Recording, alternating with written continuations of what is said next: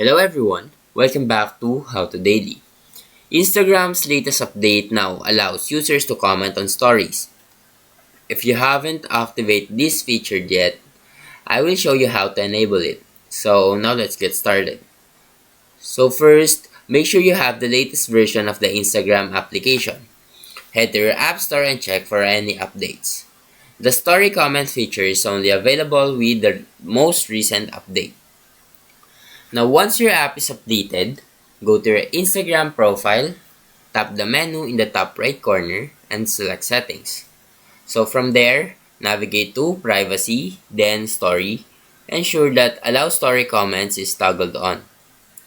Now, post a story as you normally would, and when viewers watch your story, they will see an option to leave a comment at the bottom.